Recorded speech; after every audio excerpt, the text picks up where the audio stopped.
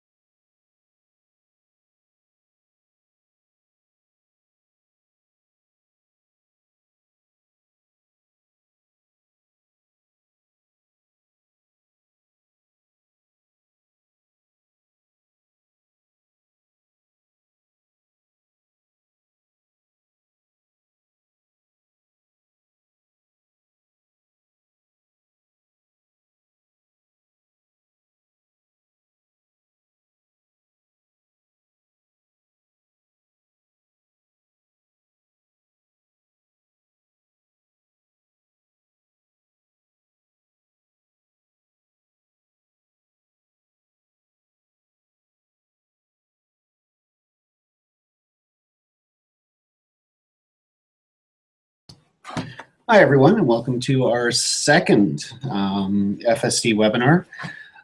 Today we're going to be looking at the program Scratch, which is a bit of a programming environment accessible for multiple ages of students, and ways of using it to address outcomes primarily in math, but it definitely fits with CTF, CTS, even science in some cases, but definitely the geometry piece is mathematically driven. So if you're watching live, your window should look something like this. Hopefully, if you look on the right-hand side, you should see a question box. If you don't, there's this little box right here that will allow you to open it. And if you do see it, you want to ask me a question, just go ahead and type your question right here. Push the Ask a Question box, and I'm getting good at watching these, so if you ask the question, I should be able to answer. For those that are watching the recording after the fact, if you click on somebody's question, it'll actually jump the video to where that question was answered, so that'll save you a little bit. So I guess just to start off, kind of what are our essential questions that we're looking at today, and we'll only just begin to start with these because it's a 45-minute session, but at least we'll begin the work at looking at, first of all, what makes a 21st century mathematician unique, and secondly, to what extent can games help students make sense of difficult to visualize mathematical concepts. And so here's, this is kind of the intended agenda for today. So you can see introduction to Scratch. We'll take a look at what Scratch is, how to get into it, what the difference between a script, a sprite, a block, and an event are. Then we'll start to get into some geometry, looking at snakes on a plane, plane being the Cartesian plane. And of course, getting into the important piece of always putting Descartes before the horse.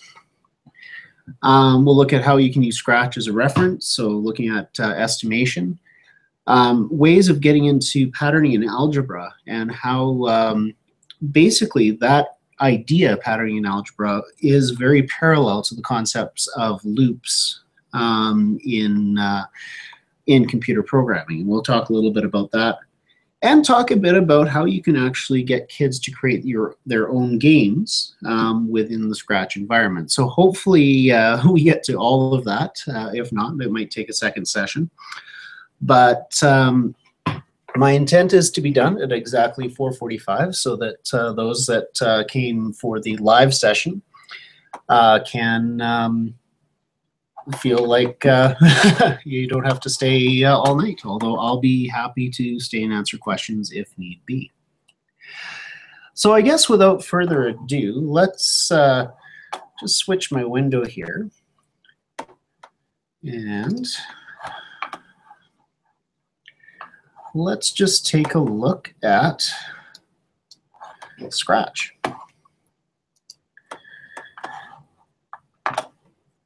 All right, so if you've never been to Scratch, the website's really easy. It's scratch.mit.edu, and it will take you to a page that looks something like this. Typically, when we talk about Scratch, we're talking about Scratch the cat, but definitely there's also Scratch the program, which is about moving Scratch the cat and interacting with him. If anyone's as old as I am, you may remember a programming language from your own school days by the names of Logo. Scratch is kind of like Logo, but the biggest difference is that Scratch is programmed using, as you can see here, a kind of a point-and-click, drag-and-drop Lego-based programming language. The instructions are very plain English. They're well organized and very easy to use for students. So the first thing you want to do, if you want to just play with this and you've got maybe another tab open, take a visit to scratch.mit.edu. If you don't want to actually join Scratch, you can click the Try It Out button and create in there. The only trouble is you won't be able to save it. I do like to just create an account, so I have an account.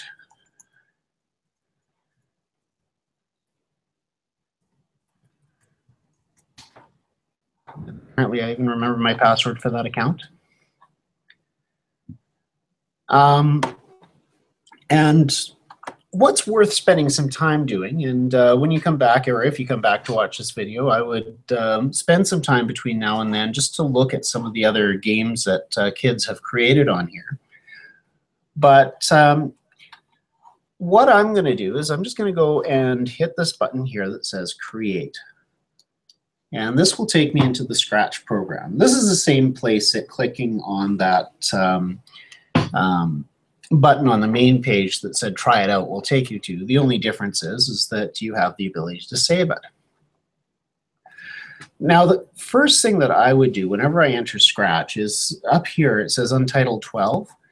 Scratch works a little bit like Google. So as you're working on this, it will automatically save your work so that you don't have to worry about losing things. So really all you want to do is just make sure you give it a name. So I might call this Webinar Demo. Now you'll notice that on your screen you've just got a little cat, and I can just move him around if I like with my mouse. The other thing you'll notice is that as I move my mouse around the screen, down here in the bottom right-hand corner, you'll see some grid coordinates. And if I move to the middle, you'll see that I get closer to 0, 0, which of course in math you know is the origin. If I'm up in this quadrant, you can see that I've got x and y are both positive. Down in this quadrant, x is positive, y is negative. In this quadrant, x and y are negative, and in this quadrant, x is negative, y is positive. So if you're familiar with the Cartesian coordinate system, which is a part of mathematics, Scratch works just on that premise. You can see that your grid ranges from around 200 to negative 200, and probably pretty close to 200, maybe about 180 at the top to negative 180 at the bottom. And so that'll give you some ideas in terms of where you're positioning him. And really, Cartesian coordinates is all you're really working with. The basic layout of your page is pretty straightforward. This is the game itself. So whatever you tell Scratch to do, he will do in this window. If you want to make it big so that you can maybe share it on a smartboard, you can just click this box, and sure enough, you'll grow to full size, click again, and it goes back to your editor. Down here, you'll see that you have a sprite, and you can actually have more than one sprite. Those are the characters that live within Scratch. So if I, for example, click on my little sprite guy, and kids will find this pretty quickly, you've got a lot of different characters. So for example, if I wanted to have Scratch the cat maybe play with a balloon, I could click on the balloon and press OK. And now you'll see I've got a balloon and I've got Scratch, and I can move them around and play just as per any other graphics program. Now this area over here is where the meat and potatoes of Scratch lives. This is where you actually get into programming. And you'll see in the middle here, there's a bunch of blocks. And the blocks, for example, move 10 steps, which is 10 points on your coordinate grid. Turn 15 degrees, turn the other way 15 degrees, point in the direction of, point towards, go to a position, and so forth. And then up here you can see there's a lot of different areas that I can get some information. So for example, if I look under events, I can say I want something to happen when the green flag, which is right here, is clicked. I want to do something when space is pressed, or I can actually change that. So if I click on that, I want to do something when the letter A is pressed. I want to do something when I click on the sprite. So if I click on Scratch, I want them to do something. When the backdrop switches to a different background, and there's lots of those in there. Under control, control is program control. So maybe I want to make something happen 10 times. I can use this block to make it happen 10 times or change it till that happens. I can say if a certain condition is met, I want something to happen. I might want to pause until something happens. I might want to repeat over and over again until something happens. Sensing, I might want to have Scratch respond when he touches the color purple. When I push my mouse button, when the mouse is at a certain position. I might want to do some mathematics. I might want to add two numbers, subtract. I might want to look at conditions. So if, for example, I might want to keep Scratch on the screen as he's moving forward. So I might say when Scratch's position is less than, or his X position is less than 200, because we see that 200 is the highest X.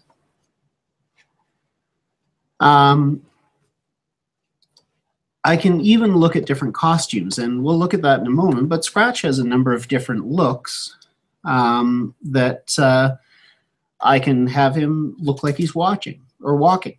I can make him say things. I can choose to make him visible or invisible. I can make sounds. I can put my pen down to draw pictures. I can even deal with variables if it's older kids that are looking at variables in a linear equation, for example, and seeing how changing the variables changes the equation.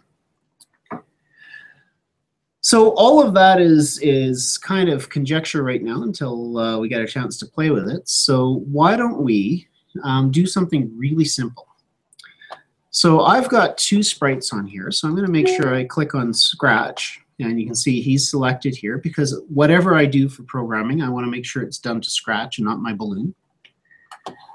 And I'm just going to go ahead and just say, okay, what happens if I tell him to move 10 steps? Now, if I click on that, watch what happens. And you can see Scratch is moving 10 steps.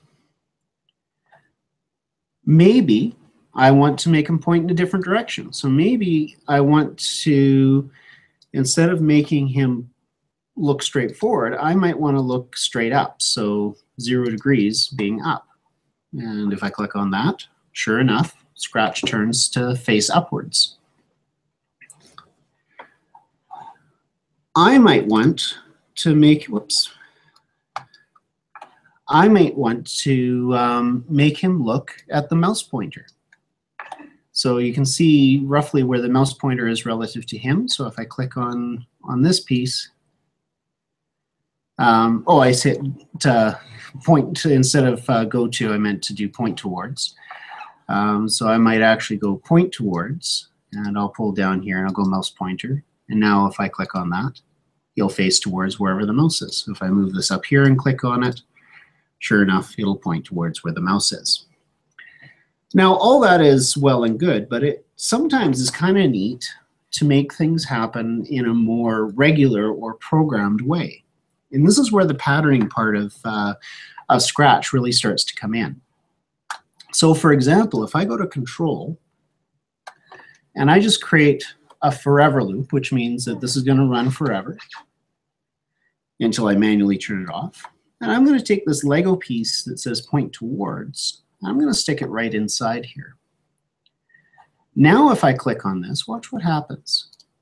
First of all, you see it glows, which tells me that that's the block of code that's running. But watch what happens to Scratch as I move my cursor around the screen.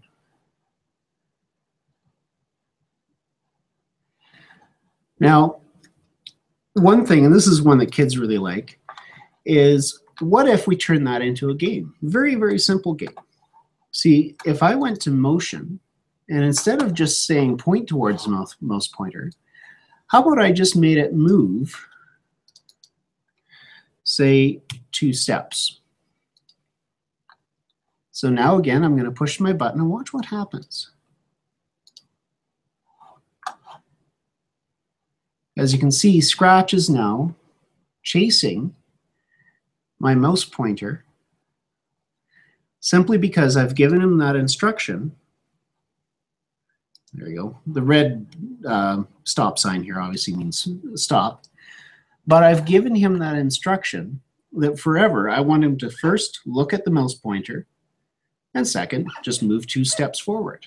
And you can see very quickly that's exactly what he does. Now, the other thing that's neat with this is I can actually say when I want this to start and stop. So if I now go back to my control, I take these guys out of here. I'm going to move him out of here. I'm going to actually right click and just go delete. I don't need him anymore. Instead of forever, I'm going to use a repeat until. So now I'm going to go back to point towards mouse pointer.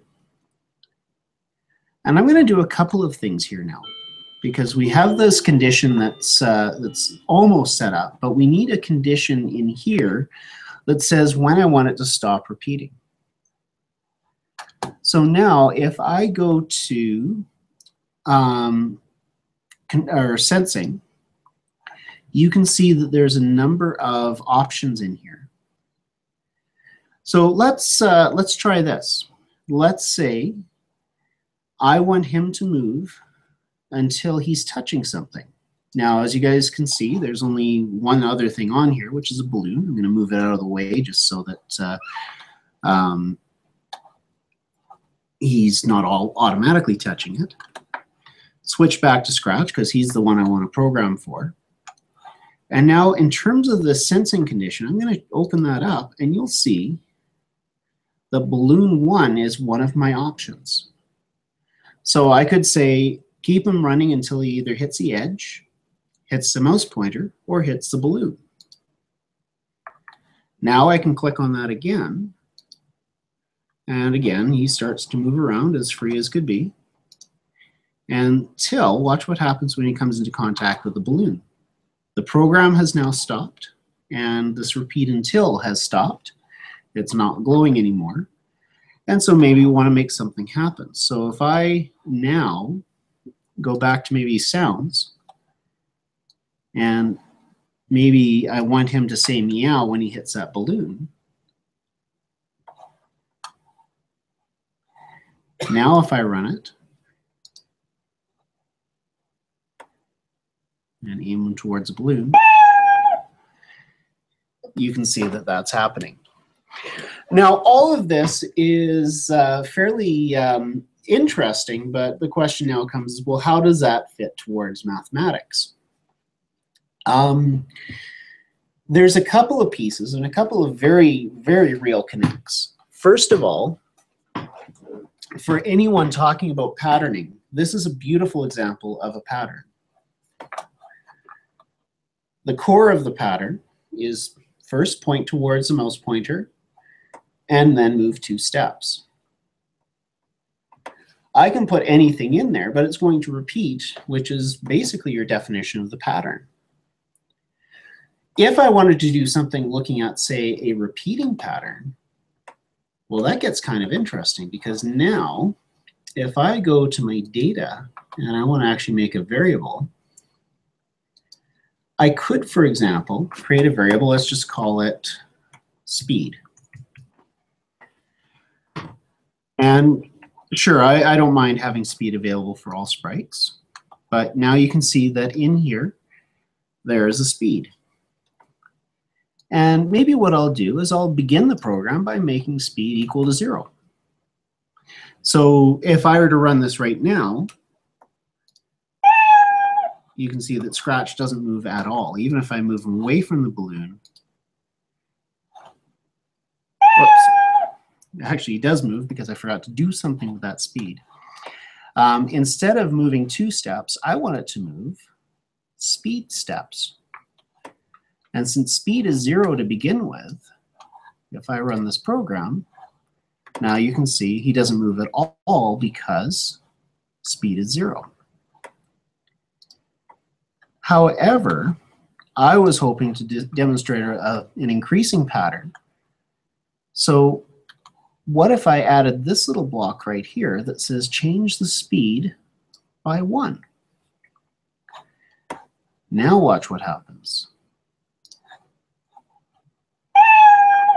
Very quickly you saw that Scratch went from very slow to very fast because every time it got bigger. So the first time it moved no steps, second time 1 step, third time 2 steps.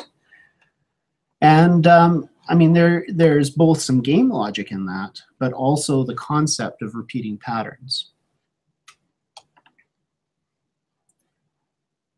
Now, sometimes it can be useful, and maybe I'm just going to get rid of this block because I can't navigate him quite that far or that fast.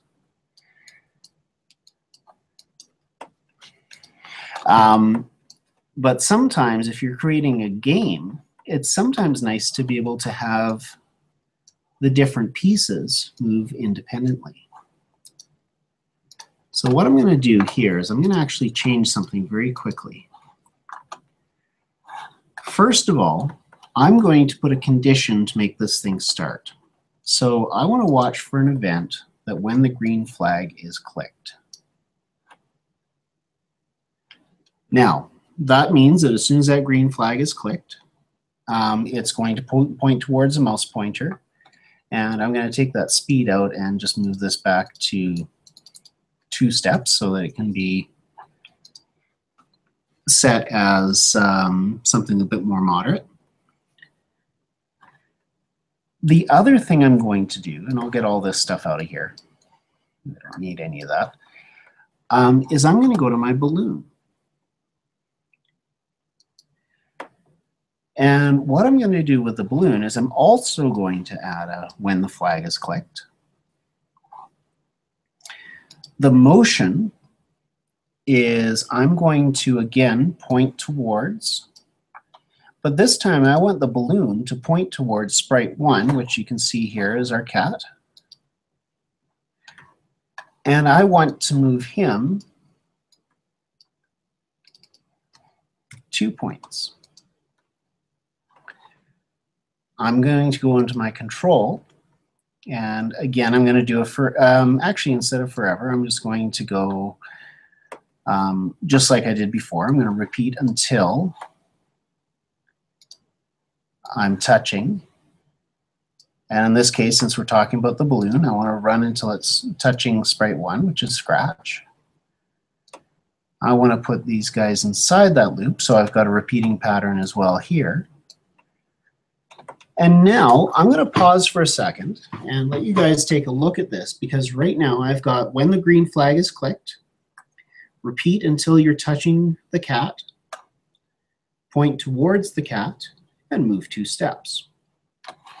Likewise, when I'm pointing at the cat, I want it to, when the green flag is clicked, repeat until it's touching the balloon, point towards the mouse pointer, and move 2 steps. And for this one, when it's done, I want to play the sound meow. Now, thinking about that, what would the game logic in this be? We've got some patterns, we've got some logic. What would happen if I start this game? And while you're thinking about that, I'm just going to make the screen big.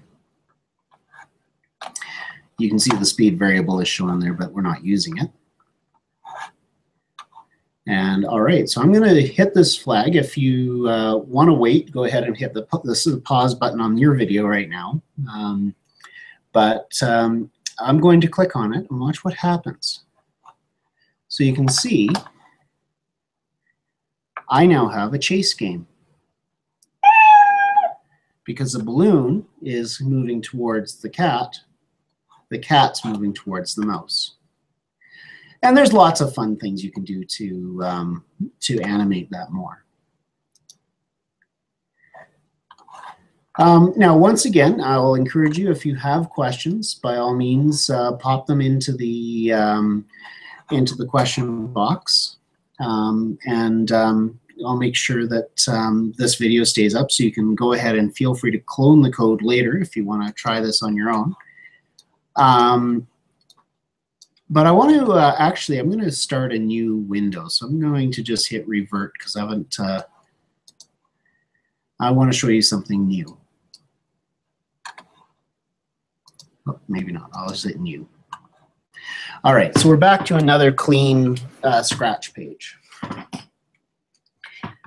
Now, with Scratch, if I move him back here, Another thing you can talk about using Scratch or using the idea of Scratch is some of the basic geometry that you might cover in various different shape and space units.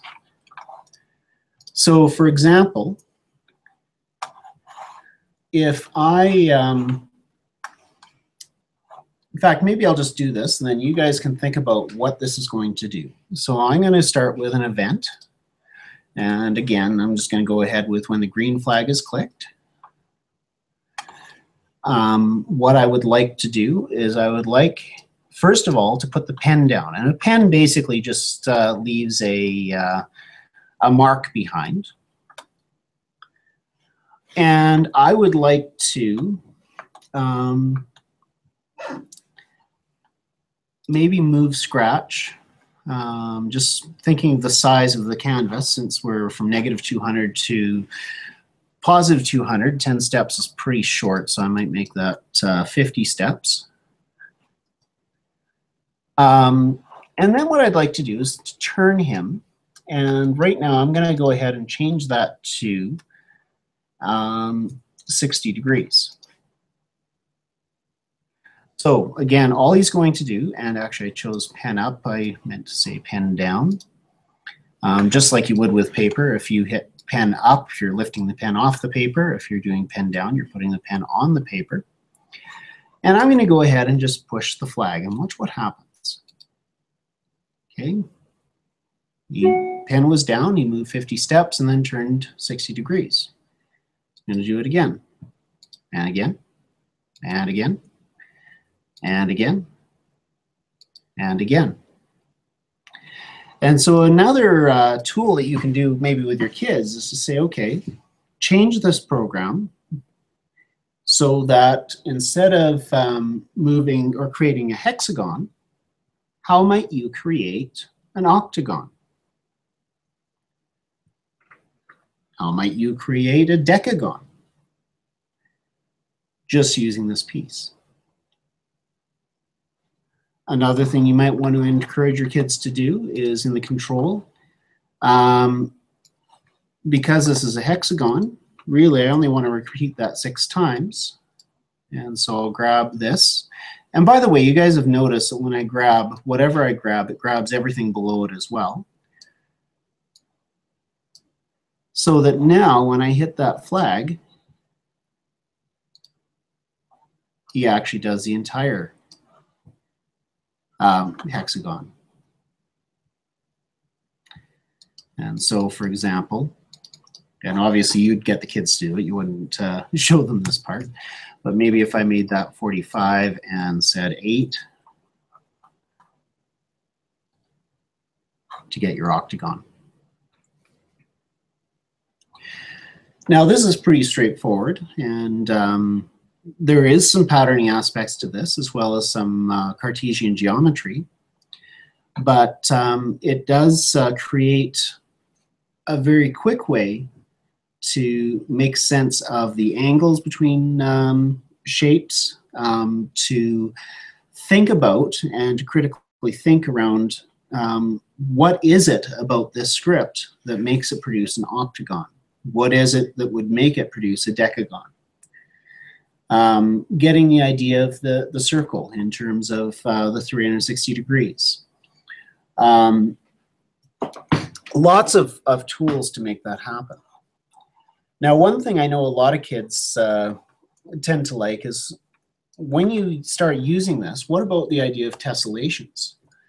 Or even the classic game of spirograph. So if I, here, I'm just going to go ahead and add a pen command by the name of clear so that when I run it, as you can see, it clears the screen before I run it. But what I'm going to do as well is instead of a repeat 8 times, excuse me, I'm going to actually do something that repeats forever.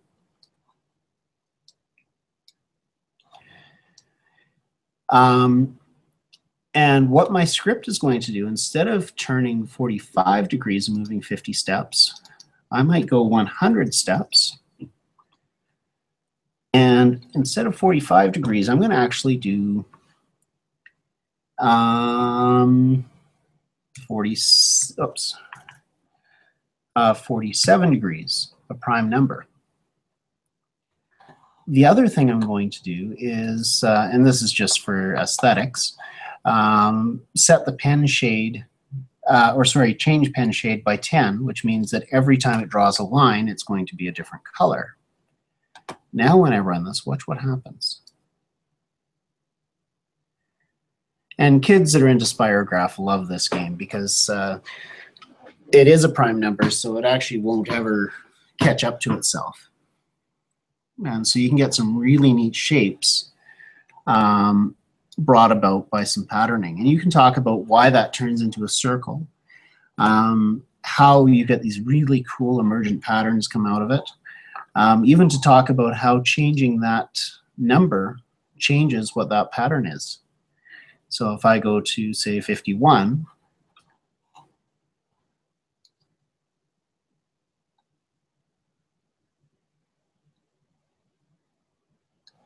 okay.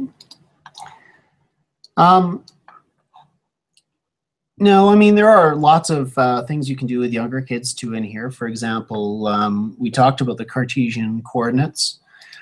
Simply putting your pen down and using the go-to command essentially does the same trick that if anyone's done the connect the dot game on the Cartesian coordinate, where you give a series of ordered pairs and tell it to make a shape. Well, you can go ahead and put those ordered pairs in here, and it will definitely make that same shape on this this page, although it'll animate the cat as you're doing that, which can be a lot of fun.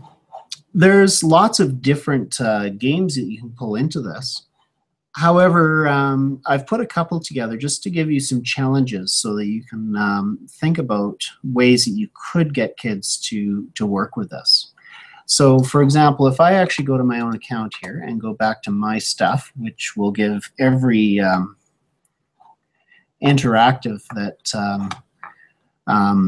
I've created, one I'd like to just share with you guys, and this is definitely more for the older kids, but in terms of the beauty in mathematics, this is a neat one for demonstrating that.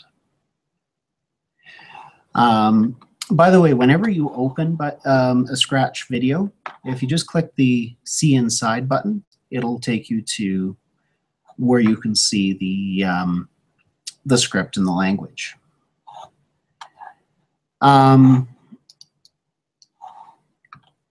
So on this one, the first thing I'd like to show you is this fellow here, which I think you've already seen. So when A is pressed, and this is a neat way that kids can share their own activities in multiple ways. So I've got A for one script, B for another script, C for another script. So this one here, I'll let you guys take a look at that and just think about what will happen when I press A, what will happen when I hit space. And I'll go ahead and do that.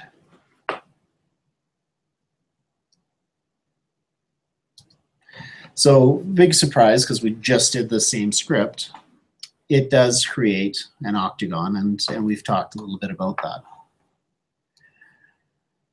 For B, which is this little guy up here, I'll just move him a little bit out of the way here so he's not distracting you. So when I hit B, take a look at this and think about what will this do. And this is a little bit more complicated than some of the ones we've already done.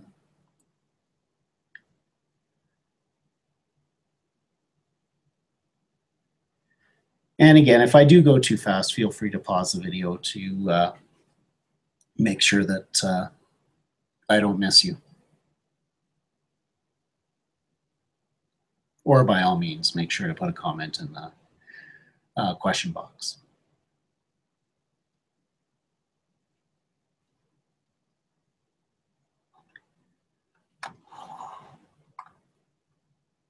Okay, so I'll read through this with you. So when B is pressed, pen up, which means nothing's being drawn. Clear, which means clear the page. Go to x0, y0, which, as you guys know, is the origin. Point in direction 95 degrees, which is just a little bit off of right, a little bit below right. Put the pen down, and then just run until the space bar is pressed, and simply move 10 steps. If the absolute position of, or the absolute value, so the positive if it's negative, the absolute value of the y position is bigger than 150, or the absolute value of the x position is bigger than 200, then turn 20 degrees and change the pen color. Let's see what happens when I press B.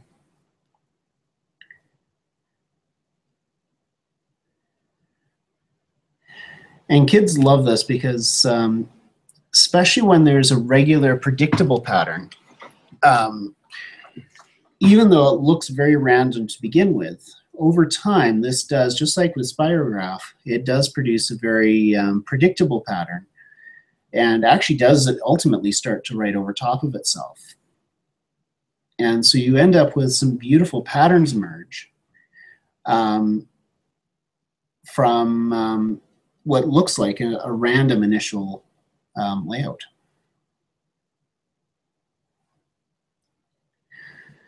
And I mean, as you're talking about the concept of tessellations, which I believe is in junior high math somewhere, I got to double check on that.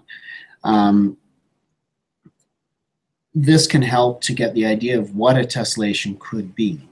Obviously, this is not a tessellation because it's not a fixed shape over and over again, but that tie between patterns and beauty is a big idea that you can communicate with your students. All right, so the last one, and this is one of my favorite. It is one that's hard for kids to wrap their heads around sometimes. So rather than just getting you to look through it, I'm going to actually explain what the program is going to do. And I love this because what the program does doesn't necessarily tell you anything about what it's going to produce. And this is one of the most beautiful number relationships you can find in terms of visualizing mathematics. So what I've got is when the C is pressed, again, I'm going to lift my pen up. I'm going to set my pen size to 2 pixels so that it's actually visible when I create a dot. I'm going to clear the page. I'm going to set some variables. So I'm going to say AX is 0, AY is 100, BX is negative 200, BY is negative 200, CX is 200, CY is negative 200. And you can sort of get the idea that what I have here is actually 3 ordered pairs, A, B, and C. So 0, 100, negative 200, negative 200, and 200, negative 200. And so really what you have there is a triangle. Then it says I'm going to go to the origin, so 0, 0. I'm going to aim towards 90, so that's kind of that starting position. And I'm going to repeat until the space bar is pressed. Then I'm going to change the pen color every time I loop. And I'm going to set this variable called point ABC to a random number between 1 and 3. So it'll either come up as 1, 2, or 3. Now you can see in here that I've got if point ABC is 1, then do this stuff. If point ABC is 2, then do this stuff. Point ABC is 3, do this stuff. So effectively, what's inside this will happen randomly. So it's going to, every time it circles through, it's going to run this loop, or this loop. But it's going to be random as to which one it picks. Now, what it's going to do, and this looks complicated, but it's actually a very simple equation.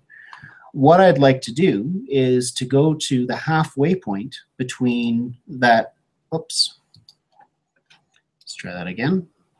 I'd like to go to that halfway point between A and where I am right now. So from the corner of the triangle and my current position, I want to go exactly halfway there. And I'd just like to make a dot, pen down, pen up. If it picks this one, I'd like to do the same. Go halfway to point B, put my pen down, pen up. Go halfway to point C, pen down, pen up. Now you can see this has started to draw because I accidentally clicked the button. But if I actually let this run, watch what happens. And this is actually one of the most beautiful things you find in mathematics. It is a type of a fractal, and fractals are basically just patterns. But it's neat to observe that even with a random number generator in this, it does produce a predictable pattern. This pattern, if you're not familiar with it, is called the Sierpinski triangle. And actually, if you were to zoom in on it, you'd see the same pattern emerge over and over again, which is the definition of a fractal. And so as time goes on, you see it starts to emerge. You can see that there's triangles within triangles within triangles. And it's the same shape over and over again. So you can see there's a big triangle. Within the big triangle, there's a little triangle. Within the little triangle created up here, there's a little triangle. Within the little triangle created here, there's a little triangle. And it does go on forever. And it's just a demonstration to show how you can get beauty from mathematical patterns.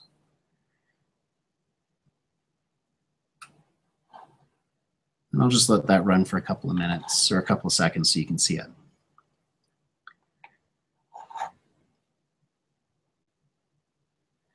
And again, if you want to, when you're watching this video later, if you want to just pause it on this screen and feel free to clone the code, it might give you some opportunity to try different things.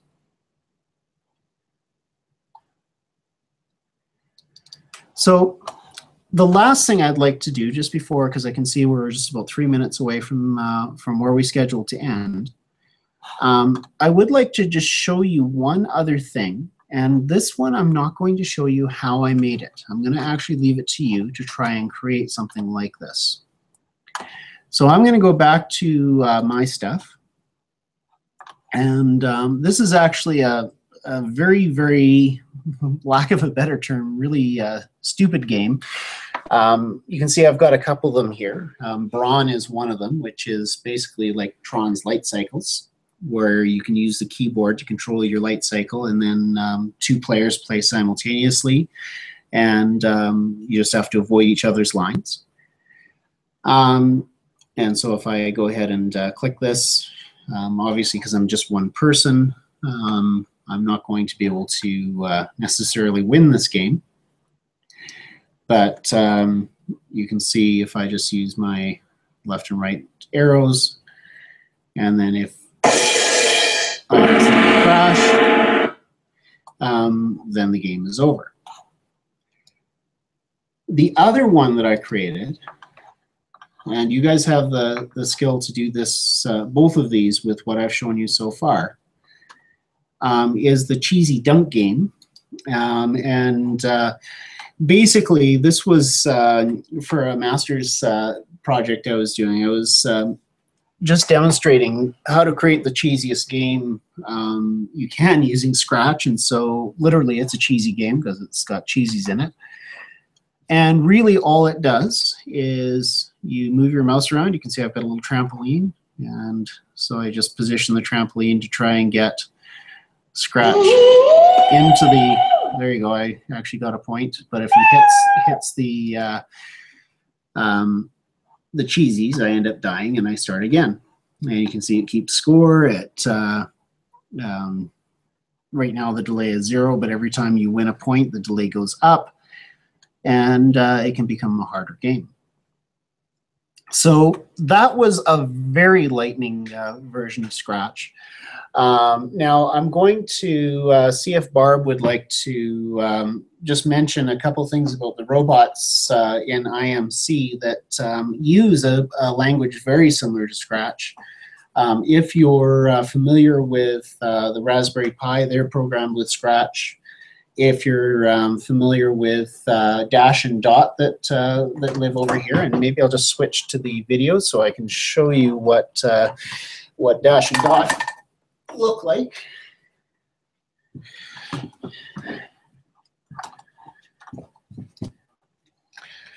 So here we go. There's dash and there's dot. And they're just programmable robots that are programmed using what is effectively Scratch.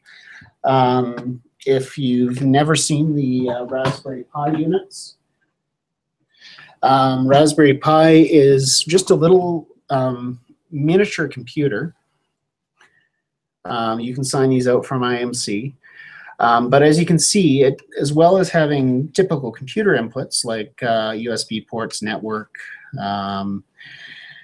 HDMI, there's a little power supply here, earphones. You'll see that on the top, there's actually various different ports and plugs that will let you hook this up to a circuit board. And using programming language like Scratch, you can actually make things happen in the real world, as well as just what's happening with Scratch the Cat. And that is a part of what's available through IMC.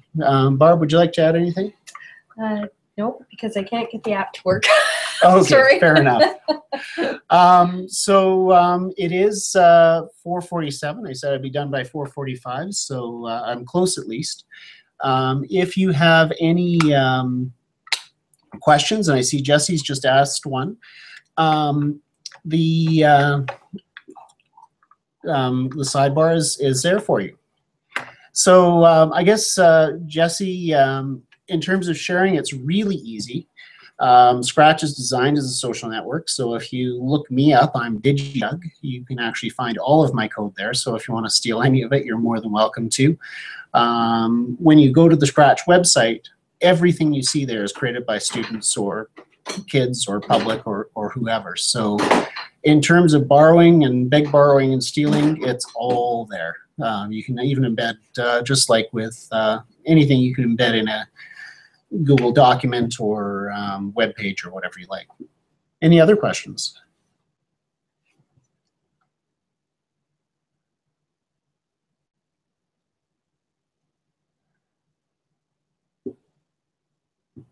Okay, so I hope that was useful to you, and if you're watching this remotely, I hope this was useful to you as well, or if you're watching this after the fact. If you have a couple of minutes, both if you're for the face-to-face group and for the visiting group, if you have a couple of minutes to just do a quick survey for me, that would be awesome. The survey is just sitting right here, which is j.mp/scrmath. If you have a couple of minutes to fill that out, that would be wonderful. You can also scan the barcode. We are just getting started with some of the webinar pieces, so feel free to add that. So that being said, if there are no more questions, I will end the video here and encourage you guys to watch this afterwards or play with Scratch, or give me a call if you have any questions in terms of how to implement Scratch in your classroom. All right, so have a good evening.